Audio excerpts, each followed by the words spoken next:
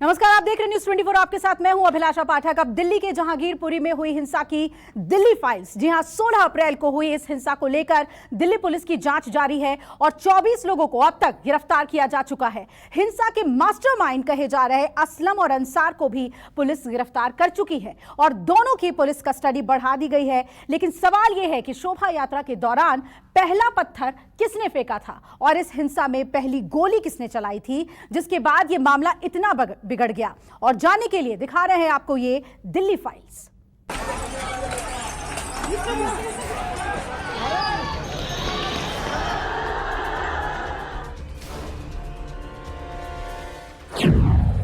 पहली गोली किसने चलाई, किसने फेंका पहला पत्थर।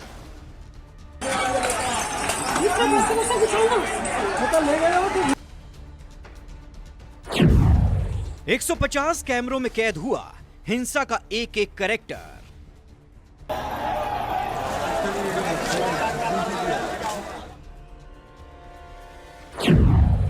हिंसा पर कोई नहीं लाइस, आज खुलेगी सबकी फाइल्स।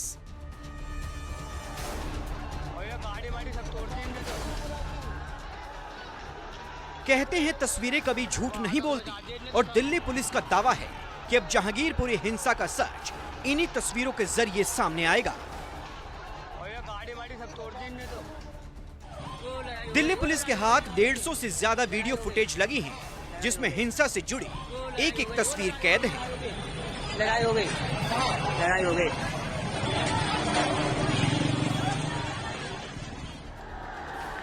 इन्हीं तस्वीरों की बिना पर पुलिस अब तक 2 दर्जन से ज्यादा लोगों को गिरफ्तार कर चुकी है और सबसे ताजा गिरफ्तारी हुई है सोनू चिकना की। दिल्ली पुलिस हिंसा की कड़ियां जोड़ रही है और इस दौरान हिंसा के जो किरदार निकलकर सामने आए हैं उसने सबको हैरत में डाल दिया है, क्योंकि कई किरदार ऐसे हैं जिनका पुराना आपराधिक रिकॉर्ड रहा है।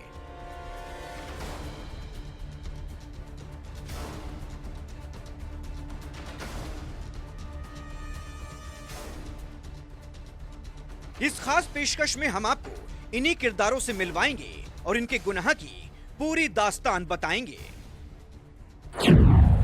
किरदार नंबर 1, अंसार। दिल्ली का जहांगीरपुरी इलाका अगर हिंसा की आग में जला तो उसकी एक वजह ये शख्स है। नाम है अंसार। पुलिस ने इसे गिरफ्तार कर लिया है, लेकिन पुलिस कस्टडी में इसका अंदाज देखकर समझा जा सकता है कि इसे अपने किए पर कोई पछतावा नहीं है।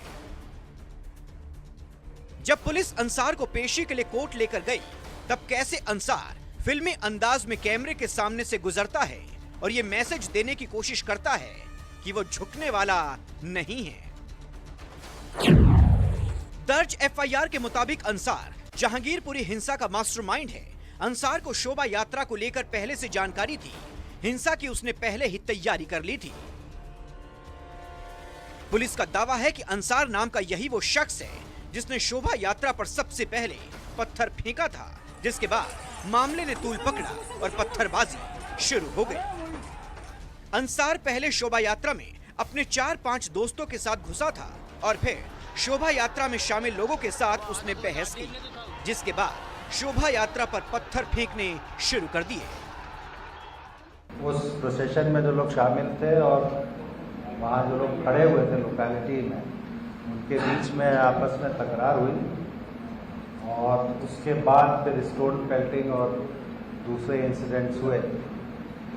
पुलिस का बंदोबस्त प्रोसेशन के साथ था और उस समय जो हमारे अधिकारी थे, सब इंस्पेक्टर और उनके साथ जो टीम थी, उन्होंने दोनों साइड को अलग करके बीच में पुलिस थी। कार्रवाई करते हुए कानून के हाथ अंसार के गिरेबान तक जा पहुंचे, लेकिन उसके तेवर ढीले नहीं पड़े और इसकी वजह है अंसार का पुराना क्रिमिनल रिकॉर्ड।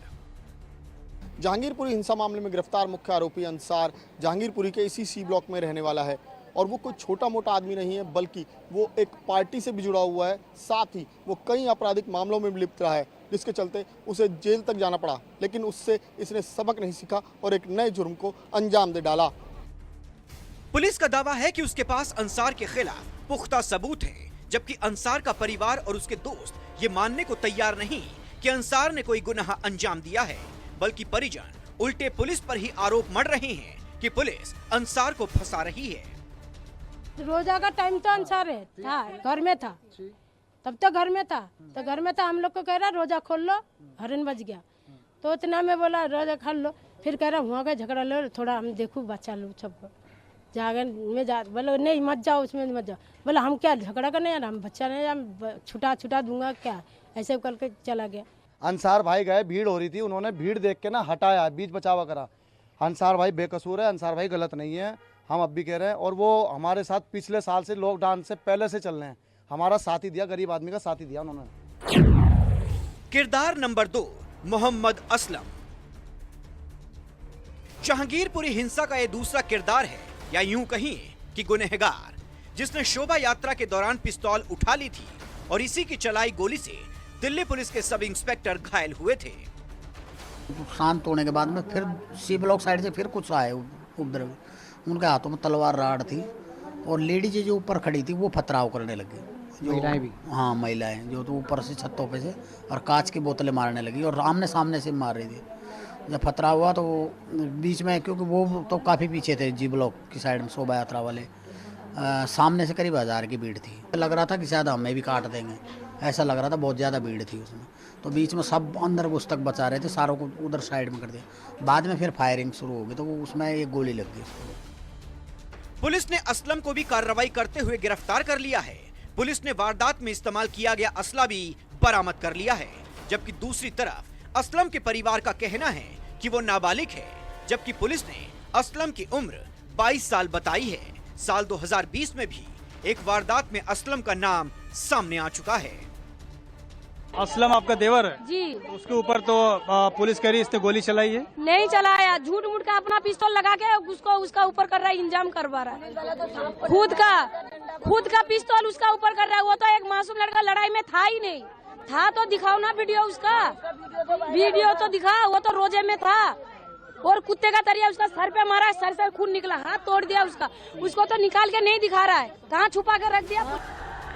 वैसे तो मोहम्मद असलम पेशे से कबाड़ी है, लेकिन उसके जहन में कितना जहर भरा था वो हिंसा के दौरान दिखा, जब इसने दिल्ली पुलिस के सब इंस्पेक्टर को जख्मी कर दिया, क्योंकि इसके खिलाफ पहले से कई केस दर्ज हैं। साथ ही पुलिस ने जहांगीरपुरी हिंसा के मामले में इसके पास से पिस्तौल बरामद कर ली है, लिहाजा इसकी मुश्किलें बढ़ना तय है।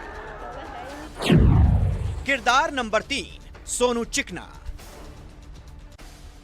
नीला कुर्ता, सफेद पैजामा पहने और हाथ में असला लेकर गोली दागता, ये जहांगीरपुरी हिंसा का तीसरा अहम किरदार है और नाम है सोनू चिकना। जब इसने गोली चलाई तो माहौल एकाएक बिगड़ गया, दोनों तरफ से हमले शुरू हो गए। दिल्ली को हिंसा की आग में झोंकने वाला यह किरदार अब गिरफ्तार हो चुका है। पुलिस ने इसकी गिरफ्तारी के लिए कई टीमें बनाई थी, जो आरोपी सोनू चिकना के संभावित ठिकानों पर दबिश दे रही थी। इस सिलसिले में अभी तक हम लोगों ने ऑफेंस रजिस्टर करके 23 एक्यूज को अरेस्ट किया है।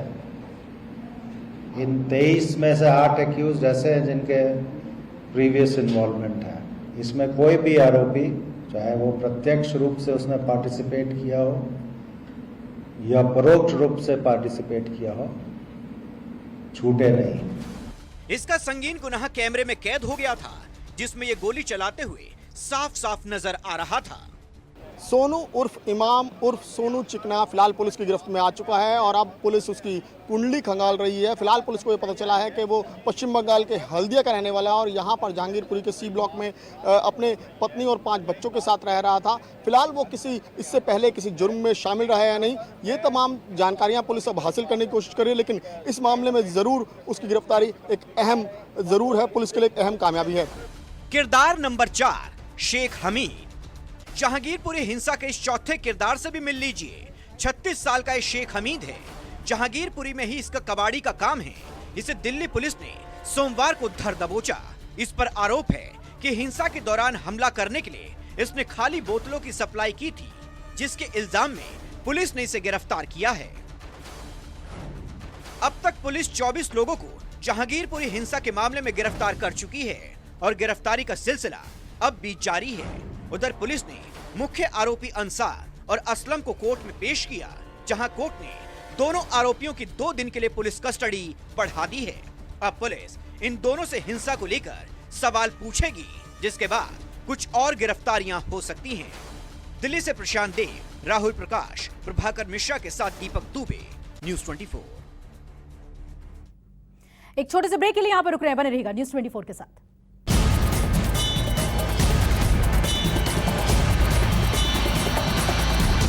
नमस्कार, मैं हूं मानक गुप्ता।